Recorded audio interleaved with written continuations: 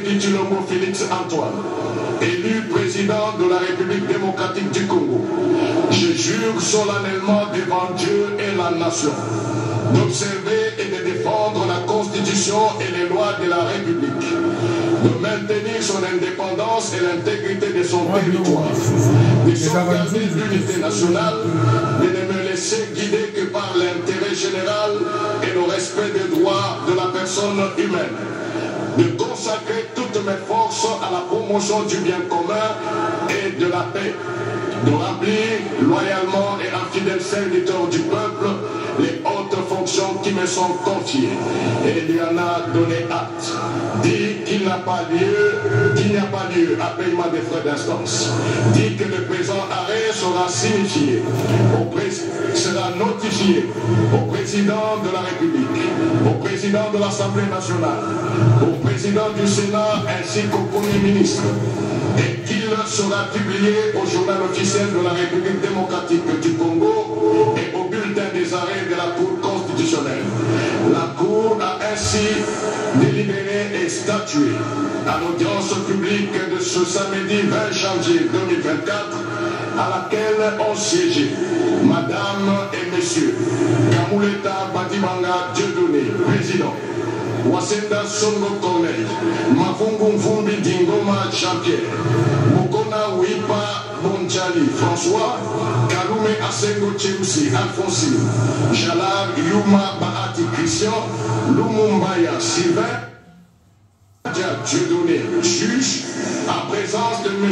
Moukolon Kokesha Jean-Paul, procureur général, et l'assistance de M. Aoundja Issia Wabosolo, greffier en chef.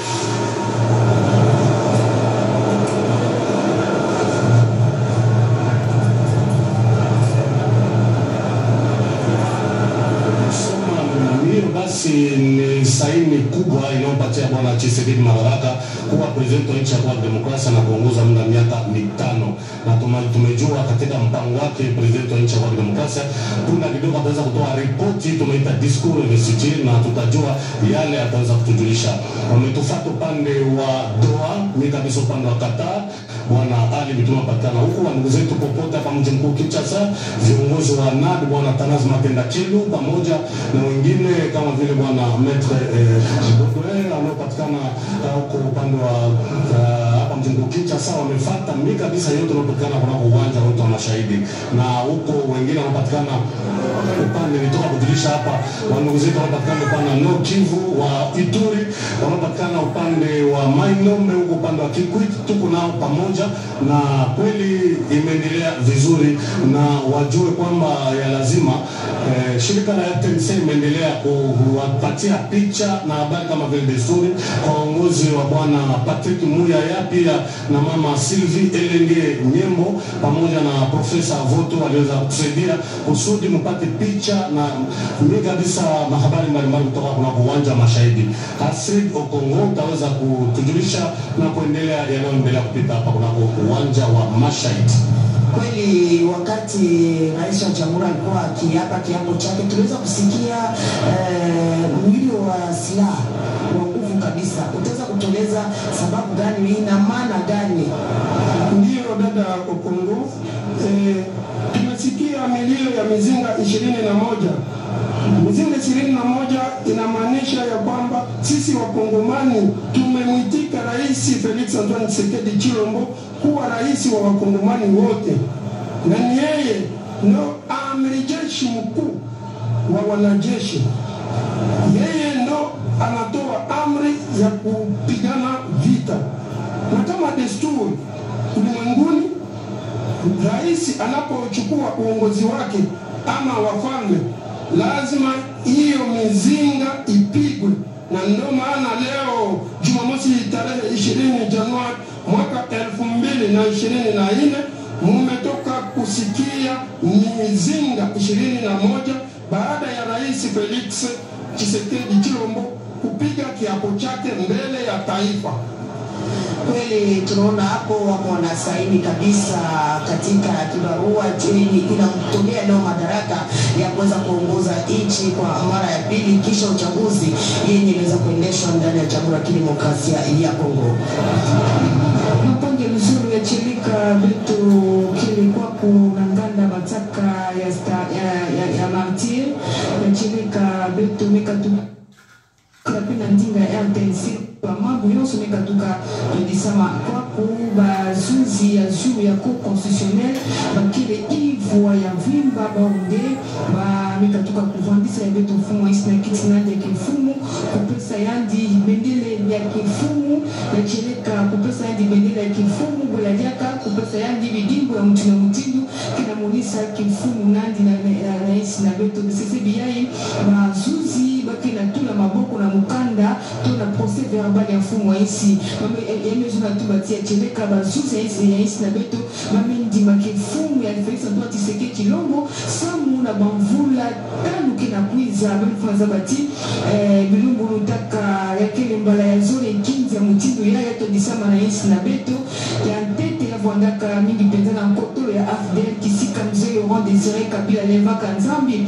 na ntola ya nkamu samu na kutuba tiendi keto disa isi na beto bonso mfumu ya isi ya tatu na manima ya mavula makumi zole na nsambwadi bubu stade de martyr me ya mbadiaka nkinzi ya nene marayai Félix Antoine Tshisekedi Tshilombo meleva nzambi samu na kutolisa isi na beto na mbala ya zole bakano makumi zole na mosi meka tuka kubula makwaku bakano samu na fumonisa kifumu ya fumu wa isi na isi na Son Excellence Tshisekedi Tshilombo Félix Antoine, président de la République, chef de l'État, a prononcé son discours de son tout premier de son second mandat.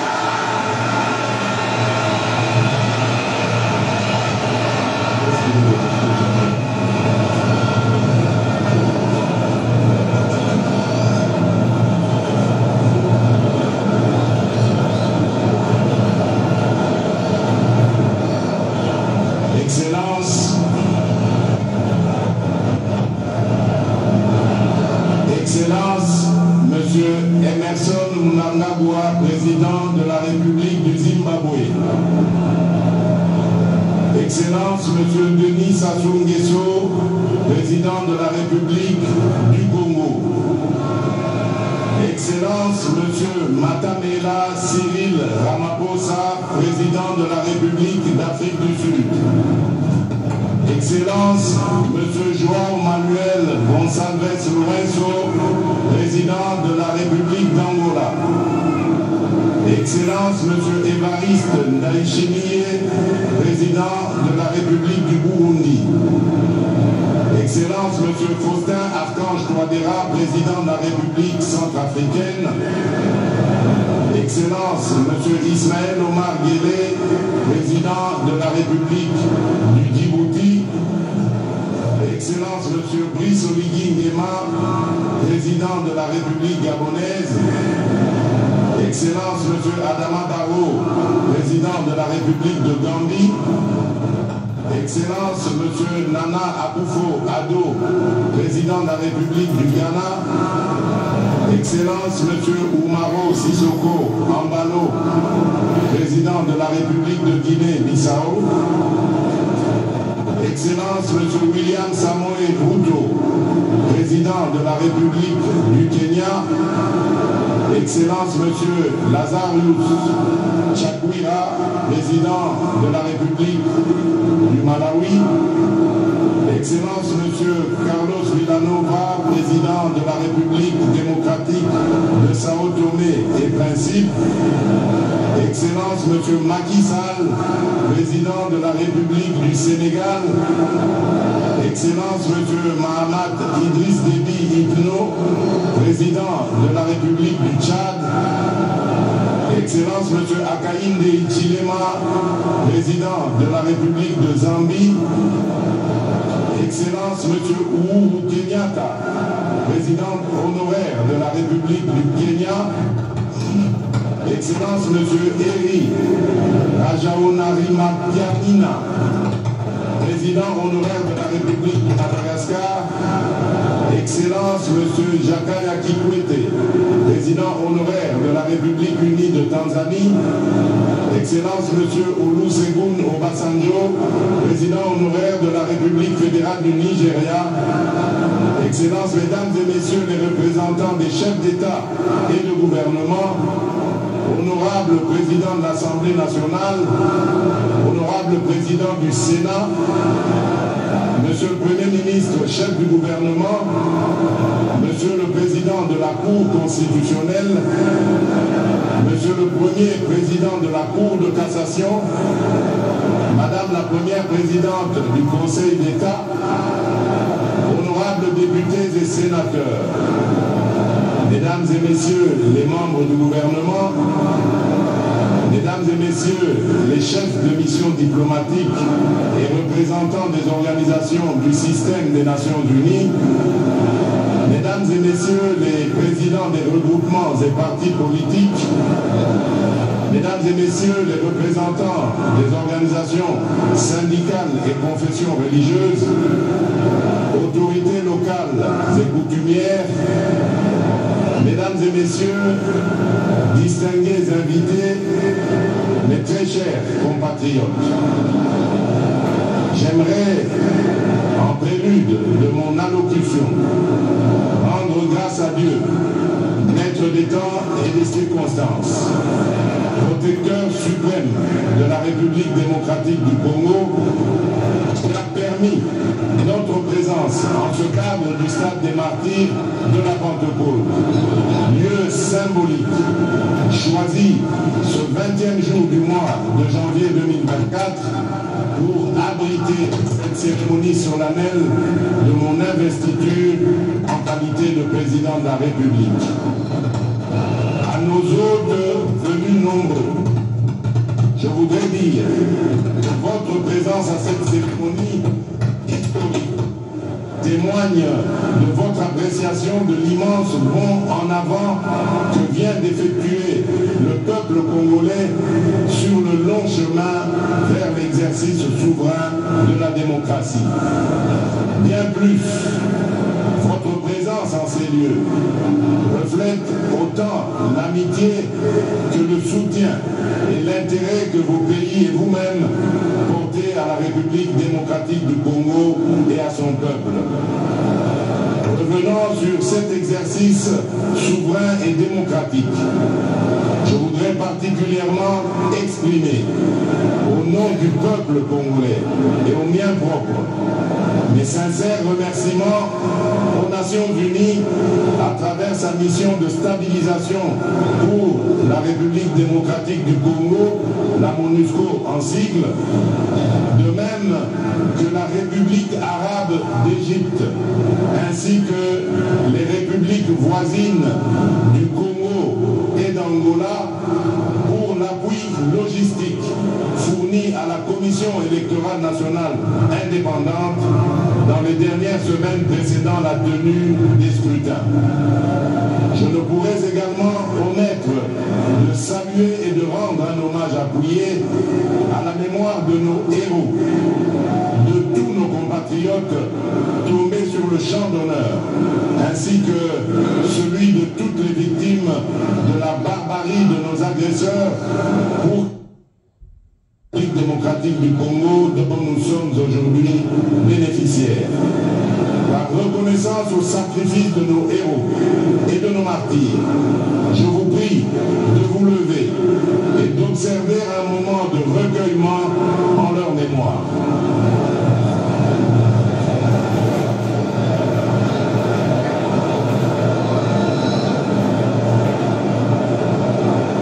Je vous remercie.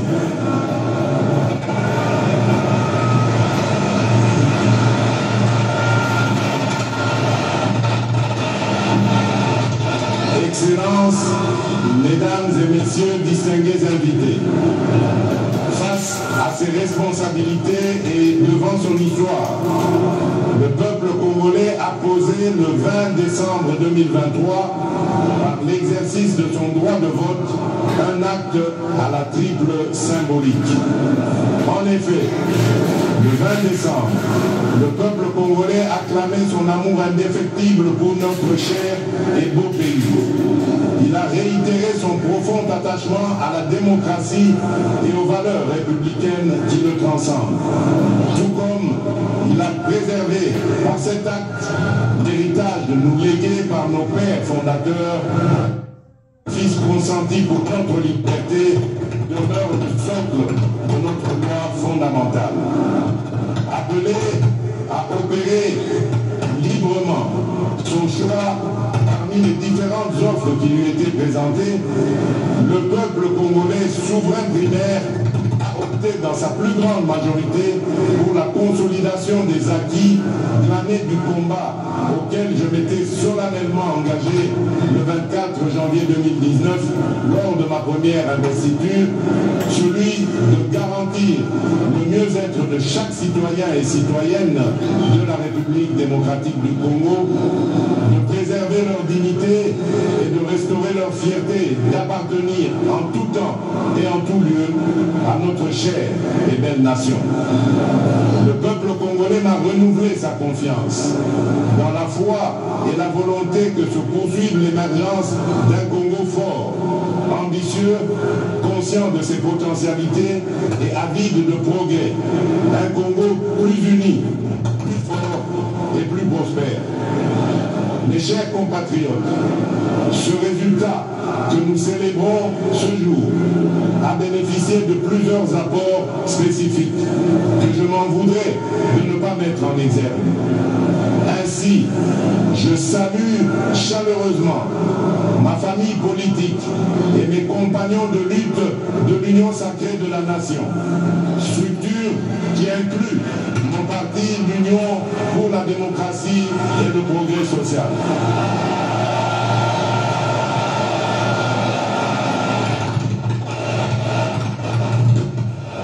Je salue tout autant les candidats à l'élection présidentielle qui se sont désistés en ma faveur, les diverses organisations politiques alliées et celles de la société civile qui se sont mobilisées autour du projet que je porte pour notre nation.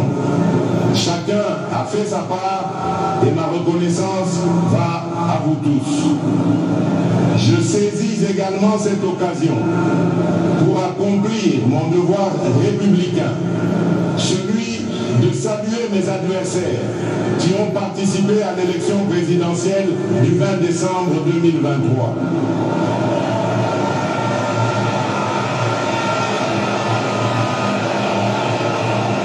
Ne dit-on pas que plus le combat est dur, plus la victoire est belle?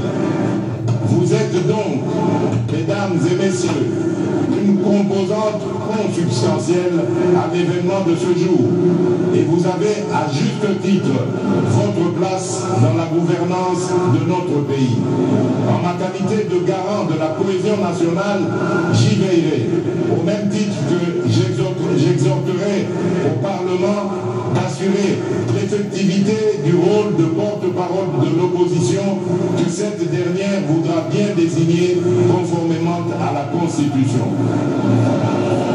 Mes très chers compatriotes, je vous ai entendu et saisissant la gravité de cet instant, en prenant Dieu ainsi que l'assistance à témoin, c'est avec un immense honneur, fort de votre plébiscite et revigoré de votre confiance renouvelée, que je consens à relever cet énorme défi dont je viens d'être à nouveau investi, celui de présider à la destinée de notre pays pour un second mandat. Chers compatriotes, j'ai appris à communier avec vous et à mieux vous connaître dans ce qui vous anime autant que dans ce qui constitue le lot de vos principales attentes et préoccupations. J'ai conscience des attentes que peuvent susciter le chômage, la création d'opportunités d'emploi pour les jeunes, les femmes ou encore les personnes vivant avec handicap.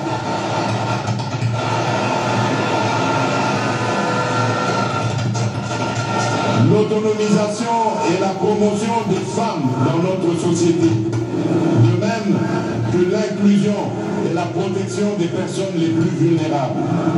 Tout comme j'ai conscience de vos attentes relatives à l'augmentation du pouvoir d'achat, à la stabilité du franc congolais, à la création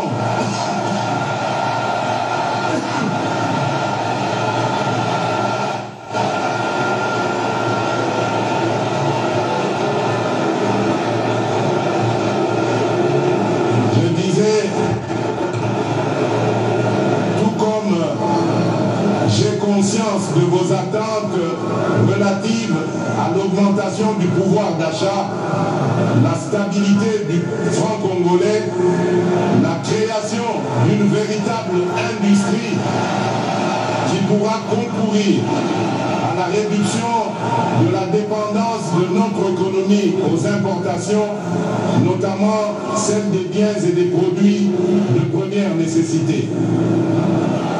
Au-delà des questions relatives à l'emploi, à la cohésion nationale, à l'économie nationale et à la monnaie, le renforcement de l'État dans sa capacité à sécuriser la population et ses biens, à éradiquer l'activisme terroriste et les groupes armés qui sévissent dans la partie orientale de notre pays, à protéger avec plus d'efficacité nos frontières, à assurer la défense ainsi que la sauvegarde des intérêts de notre pays partout où ils sont discutés, sont là autant de sujets qui aujourd'hui nourrissent vos préoccupations.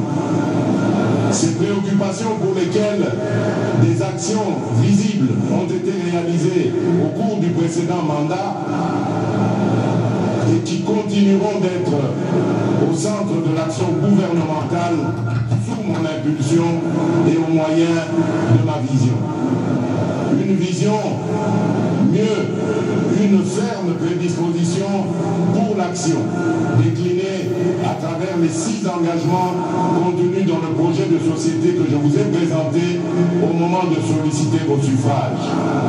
Ce nouveau quinquennat aura ainsi pour objectif, premièrement, de créer plus d'emplois, en accélérant la promotion de l'entrepreneuriat, notamment celui des jeunes, et au moyen d'une approche volontariste inspirée de nos réalités sociétales.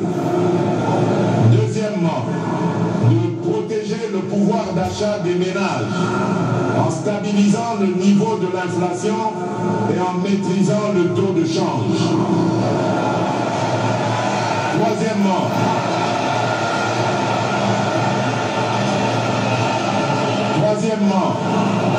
d'assurer avec beaucoup plus d'efficacité la sécurité de nos populations, de notre territoire, de nos biens ainsi que la préservation de nos intérêts.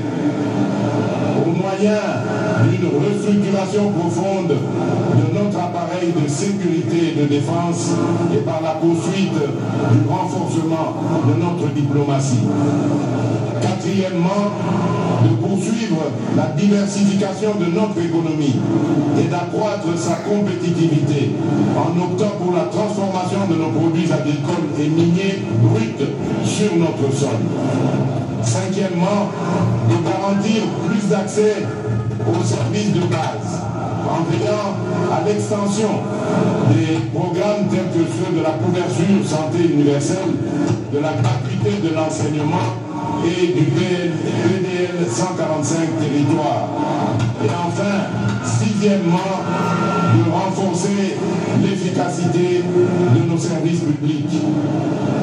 Ces engagements résument ma détermination à offrir des solutions pragmatiques par la force de la volonté et de la mobilisation de l'énergie de tous pour la création de plus d'emplois pour les jeunes à la sortie de la formation et pour les personnes en sous-emploi, la maîtrise du coût de la vie et la garantie de la sécurité des citoyens où qu'ils vivent. À ces engagements s'ajoute l'épineuse question du désenclavement de nos territoires, dont la solution en termes de financement vient d'être rendue possible, notamment grâce à l'affectation prochaine de fonds issus de l'enveloppe obtenue dans le cadre de la renégociation du projet SICOMINE et qui devrait atteindre un montant global de 7 milliards de dollars américains. À cette question épineuse se pose-t-elle aussi celle du développement des chaînes de valeurs agricoles et de l'assainissement de nos villes. Trois défis qui constitueront les trois initiatives présidentielles prioritaires de ce nouveau mandat. Mes très chers compatriotes, l'expression de vos suffrages et le renouvellement de votre confiance à mon égard interviennent dans une période critique de l'histoire et où de nombreux défis pèsent sur notre devenir collectif. D'abord, sur le plan national, les efforts fournis dans la sécurisation de nos concitoyens et dans la sauvegarde de notre intégrité territoriale se retrouvent mis à mal par les velléités obscures de certains États voisins, d'acteurs extérieurs ou internationaux, avec la complicité lâche de certains des nôtres. En effet, nonobstant votre vigilance, le sacrifice et la bravoure de nos vaillantes forces de sécurité et de défense, les menaces se veulent résilientes.